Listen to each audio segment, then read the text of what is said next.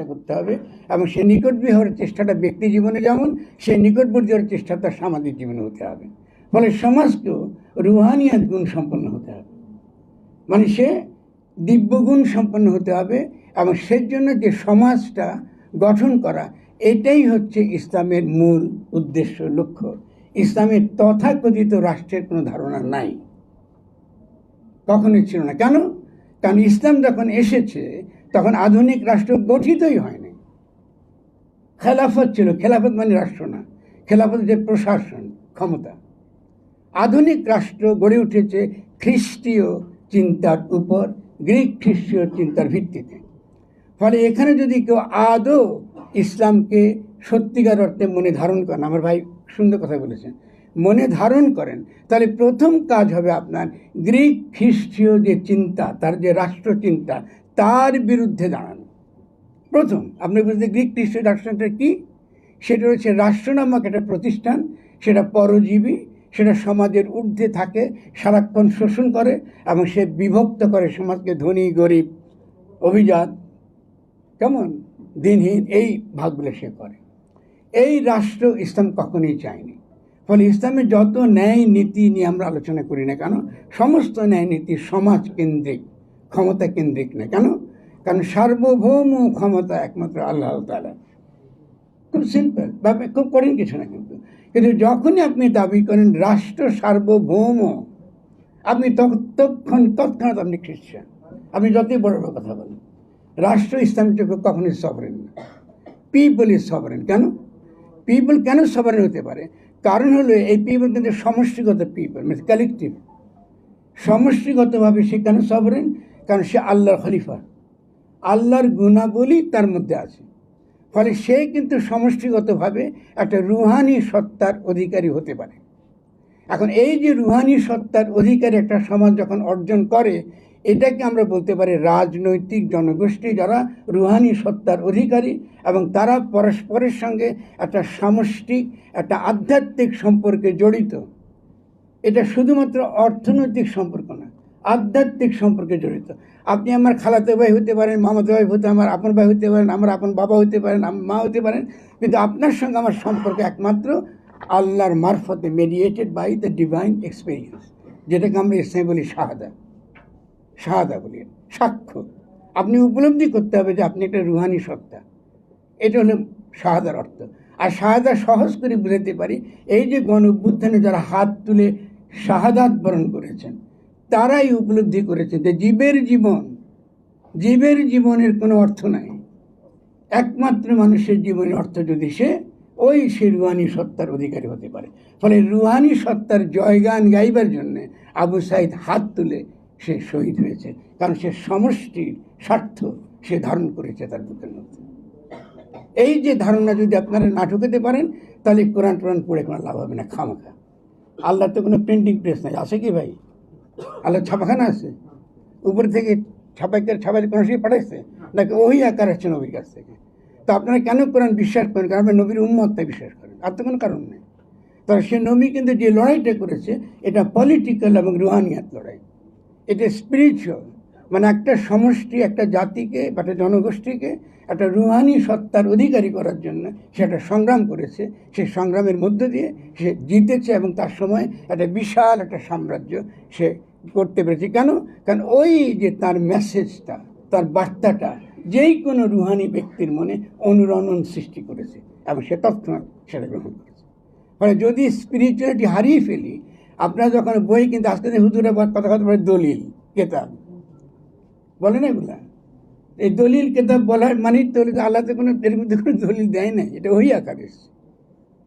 তার কোনো দলিল লেখে নাই, মুসলমানদের সঙ্গে আল্লাহ কোনো চুক্তি করে নাই যে আপনি মুসলমান হোসেন বলে জন্মসূত্রে আপনি বেহেশতে যাবেন, এরকম কোনো দলিল করে নেই। আমি বলেছি আমার আগে আরও প্রচুর যারা এসছেন, যত নবী রসুলরা এসছেন, এবং অন্যান্য যেসব জাতির মধ্যে পথ প্রদর্শক এসছেন, তা আল্লাহর তরফ থেকে এসছেন। তাহলে ইসলাম এত বড় উদার একটা ধর্ম, যার মধ্যে কোনো সাম্প্রদায়িকতা নেই, যার ঔদার্য অসাধারণ। সে যে কোনো ধর্মের মধ্যে আরও নবী রসুল আল্লাহর তরফ থেকে পথ প্রদর্শক এসেছে, এটা সে অকাতরে স্বীকার করে, আর কোনো ধর্মে স্বীকার করে না। তো এই ধর্মের কোনো সাম্প্রদায়িকতা থাকতে পারে না। থাকতে পারে কি বলুন?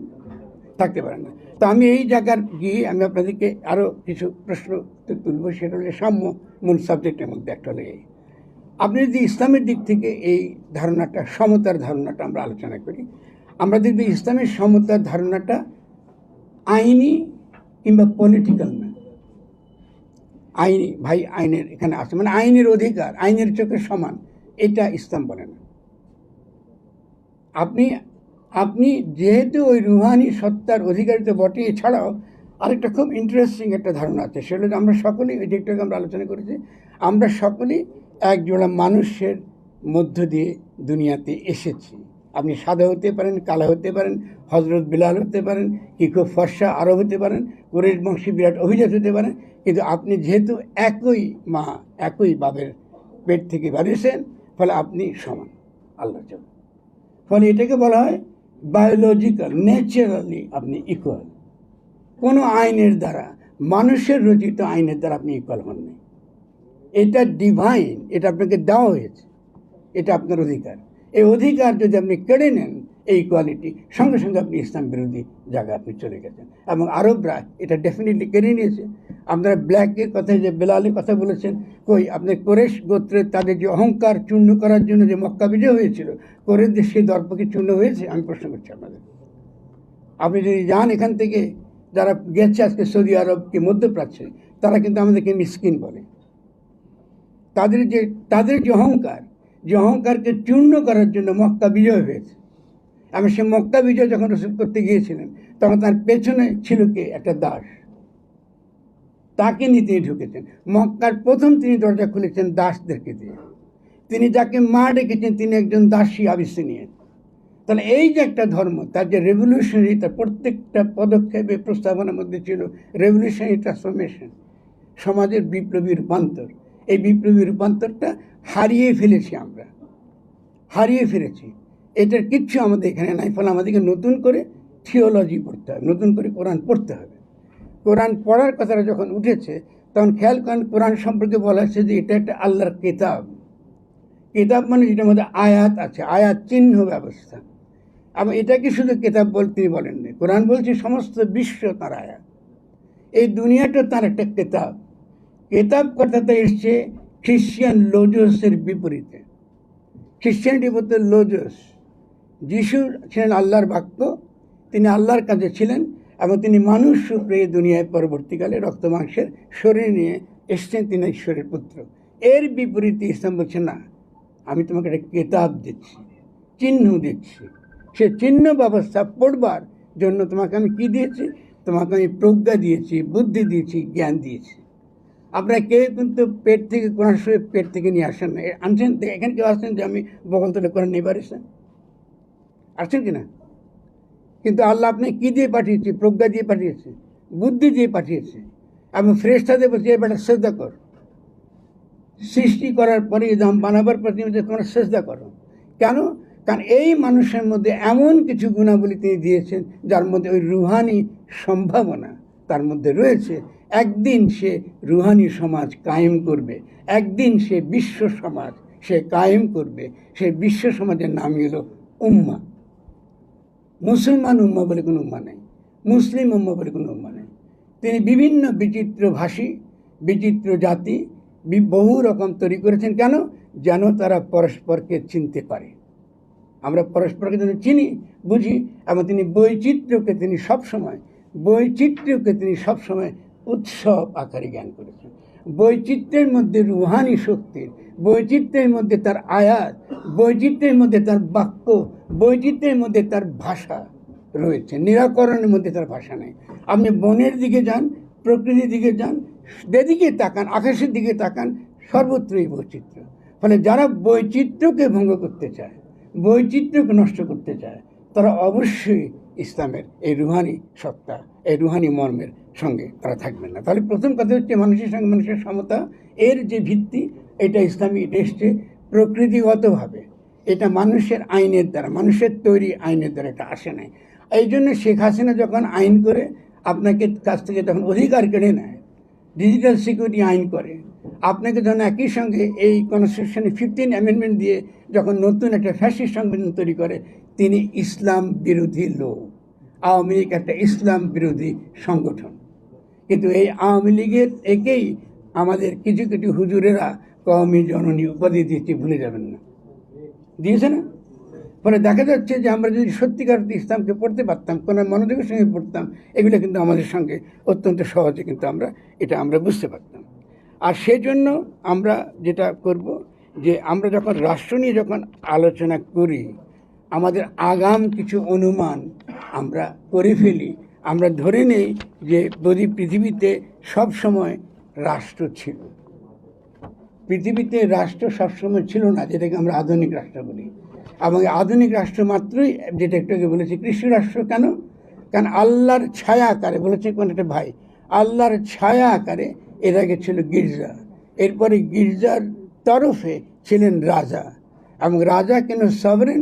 কারণ তিনি আল্লাহর প্রতিনিধিত্ব করেন। আর ইসলামের ধারণা সম্পূর্ণ বিপরীত, আল্লাহ ছাড়া কেউ সার্বভৌম না। ফলে যে রাষ্ট্র জালিম, যে রাষ্ট্র জুলুম করে, আপনি যদি সেই রাষ্ট্রের বিরুদ্ধে লড়াই না করেন, আপনি নিজেকে মুসলিম দাবি করতে পারবেন না। আপনি রসুলের উম্মত দাবি করে কোনো অধিকার আপনার নাই। জন্মসূত্রে মুসলমান নাই ইসলামে। এই জন্য শাহাদা কথা, আমি সাক্ষ্য দিতেছি, এই কথা আছে। আপনি তো সাক্ষ্য দেন নাই। আপনি সাক্ষ্য দিবেন যখন আপনি জুলুমের বিরুদ্ধে লড়াই করবেন। আপনাকে বুঝবে যে আপনি মুসলমান, আপনি যখন লড়তেছেন জালিমের বিরুদ্ধে। ফলে এই যে আজকে ছাত্র তরুণরা যারা লড়াই করেছে, অবশ্যই তারা ইসলামের পতাকা তুলে ধরে লড়াই করেছে, ইসলামের কথা বলুক বা না বলুক, এটা খুব পরিষ্কার। এখন ওদেরকে বিভক্ত করার জন্য আপনি ব্যস্ত হয়ে পড়ছেন। আমি কি শিবির করি নাকি আমি শিবির বিরোধী, এইসব তর্কগুলো অযথায় তর্ক আমরা বাদ দিচ্ছি। কারণ আমাদের মূল কাজটা হচ্ছে যে ফ্যাসিজমের সম্পূর্ণ উৎখাত এবং আমরা নতুন গণতান্ত্রিক রাষ্ট্র গঠন করব। গঠন মানে হয়েছে কিন্তু সংবিধান না, আপনারা আবারও আইনের দিকে চলে যাচ্ছে। গঠন মানে রুহানি শক্তির উদ্বোধন, গঠন মানে সামাজিক শক্তি, যেটা আমরা দেখলাম গণ অভ্যুত্থানের মধ্যে। গণ অভ্যুত্থান একটা সামাজিক শক্তি, একটা রুহানি স্পিরিচুয়াল পাওয়ার। এটা যদি ইসলামী ভাষায় সেগুলার যদি বলে, ফরদ ভাই খুব আবার জামাতি বামাতি হয়ে গেছে, তো ওদেরকে সাবধানতার জন্য বলতেছি, এটাও কিন্তু পাশ্চাত্যে আলোচনা হয়েছে। আপনারা জানেন মিশেল ফুকো তার খুব বিখ্যাত যে কনসেপ্ট অফ পলিটিক্যাল স্পিরিচুয়ালিটি, এটা তিনি কোথায় পেয়েছেন? এটা তিনি পেয়েছেন ইরানের কাছ থেকে। ইরানের যে বিপ্লব, সেই বিপ্লব তিনি দেখেছেন। আরে এটা তো অদ্ভুত ব্যাপার। তারা বলছে যে এন্ড অফ দ্য হিস্ট্রি, ইতিহাস আর আগাইবে না। আর ইরানে দেখি যে লাথি মেরা শাহকে বাড়ি করে দিয়েছে, আর আমরা লাথি মেরা শেখ হাসিনাকে দিল্লি পাঠিয়ে দিয়েছি। ফলে এই ভুল করবেন না। 5ই অগাস্টে বাংলাদেশ নতুন রাজনৈতিক জনগোষ্ঠী হিসেবে হাজির হয়েছে with a very deep spiritual পাওয়ার।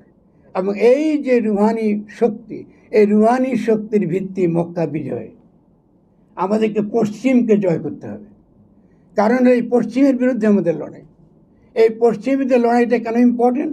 কারণ আপনি যখন 1857-এ তখন যে লড়াইটা প্রথম শুরু হলো, এই দেশকে যখন কলোনাইজ করা হলো, তখন থেকে আমাদের ধর্ম সম্পর্কে, আমাদের ঐতিহ্য সম্পর্কে, আমাদের ইতিহাস সম্পর্কে কলোনিয়াল শক্তি তাদের মতন করে একটা বয়ান, তাদের মতো করে একটা ব্যাখ্যা তারা আপনাদেরকে হাজির করেছে। এবং সেই ব্যাখ্যাই আপনাদের বিশ্ববিদ্যালয়গুলোতে পড়ানো হয়।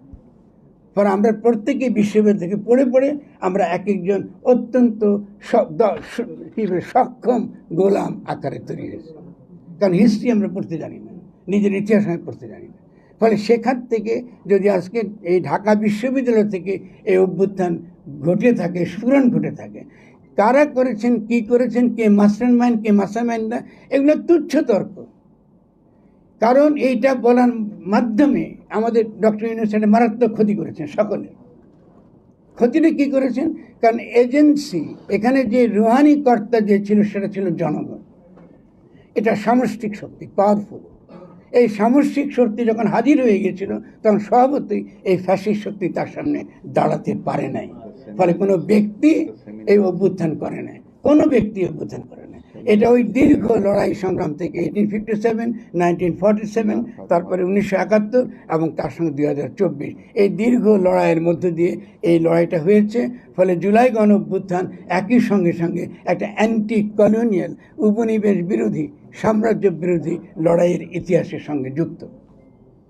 যতক্ষণ পর্যন্ত এই তরুণরা এই ব্যাপারটা বুঝতে না পারছে এবং এর পক্ষে সঠিক বয়ান তারা হাজির না করছে, তখন তারা এরকম পরস্পরের মধ্যে ঝগড়া করবে, কেউ গিয়ে কি বোতল ছুঁড়ে মারবে, আর কেউ উল্টা পুল্টা স্লোগান দিবে এবং পুরো জিনিসটাকে তারা ধ্বংস করে ফেলবে। ফলে আমি সামান্তের মাধ্যমে এবং আমাদের রাষ্ট্র সংস্কার আন্দোলনের দিলের মাধ্যমে তাদের কাছে এই বার্তাটুকু খুব বিনয়ের সঙ্গে হাত জোর করে বলতে চাই, আপনারা এই ঝগড়া বিবাদ করবেন না, এটা খুবই ক্ষতিকর ঝগড়া। আপনারা দয়া করে, গণ অভ্যুত্থান আমরা করেছি গণ সার্বভৌমত্ব প্রতিষ্ঠার জন্য, জনগণের ক্ষমতা কায়েম করা এবং সকল ফ্যাসিস্ট শক্তির বিভিন্ন প্রতিষ্ঠান আমরা এটাকে ধ্বংস করার জন্য, উৎখাত করার জন্য আমরা এই লড়াই করেছি। আপনারা কিন্তু 5ই আগস্ট এটা পারেন নাই তরুণরা।